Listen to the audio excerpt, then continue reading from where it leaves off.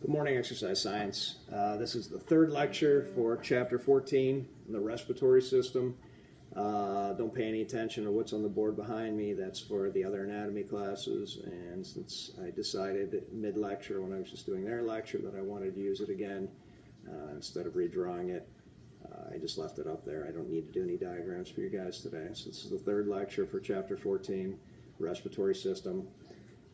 We talked about inspiration and expiration last time.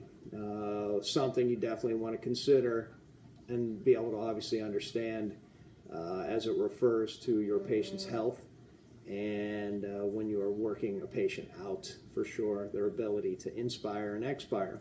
And there are certain things that are going to affect that. We'll talk about that in a moment. First, a couple terms that were in regards to the amount of air that moves in and out of the lungs.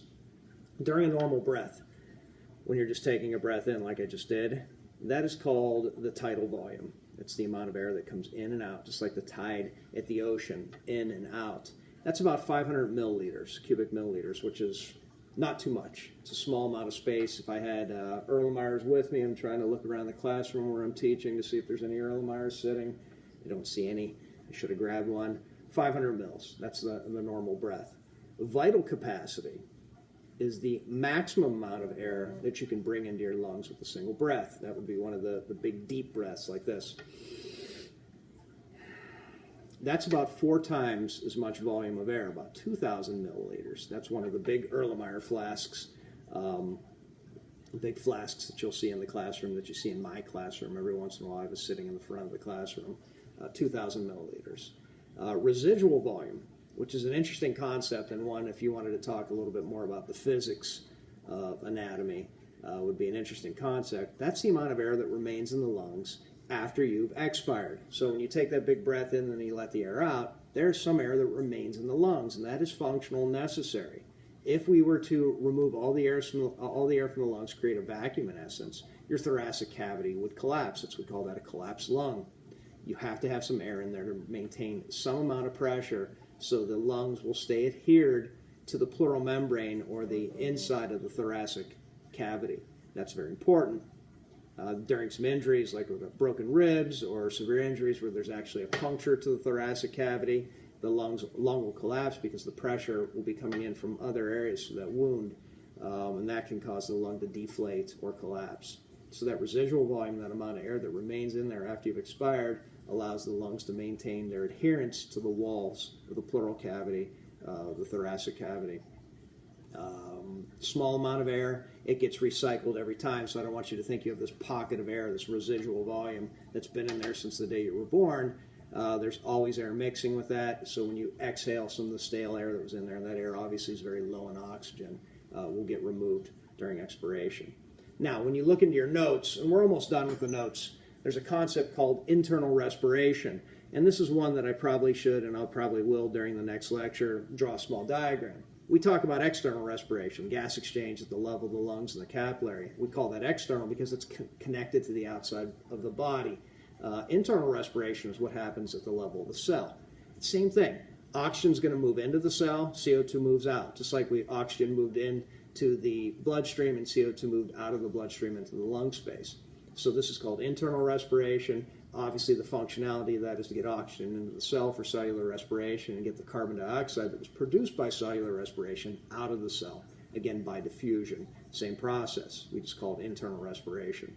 If you look in your notes, trying to think through this without having them in front of me.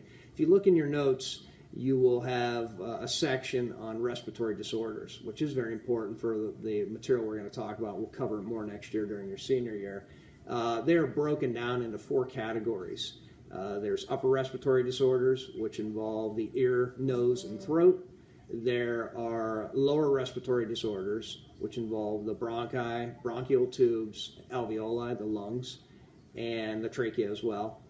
And then they can be categorized as constrictive, or restrictive rather, and obstructive. So restrictive disorders are actually going to disable you or reduce your ability to inflate your lungs fully. So maybe if you want to look at it this way, and this is not a restrictive disorder, but if I put a straitjacket or a belt around your chest and you try to take a deep breath, you wouldn't be able to do it. That's restriction.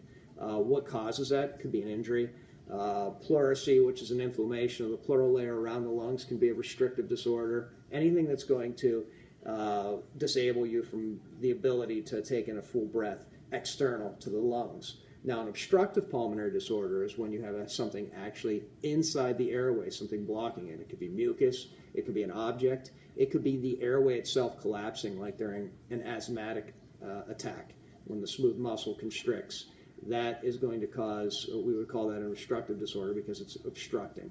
So if you think of it this way, an obstruction in the road, if you're driving in the road, a log down in the road, that's something in the roadway. It's preventing your car from going through. An obstructive respiratory disorder is preventing air from moving through the airway. And again, restrictive is something external. So again, look at those in the notes. I'll ask you some questions on those. I'll probably go over them a little bit during the next lecture, which will be the last lecture for this chapter. We have upper respiratory disorders, which involve the ear, which that might be a little counterintuitive for you, but the ear, if you remember, is connected to the pharynx via the eustachian tube, so it is considered part of the respiratory tract, at least as an accessory. Nose and throat, and then we have the lower respiratory disorders that involve anything beneath the larynx, so the larynx and beneath, airways, alveoli, and then we have obviously the restrictive disorders and the obstructive disorders. So there's 4 categories if you look at those in your notes, and I'll ask you a few questions to make sure that you go through those. Have a great day.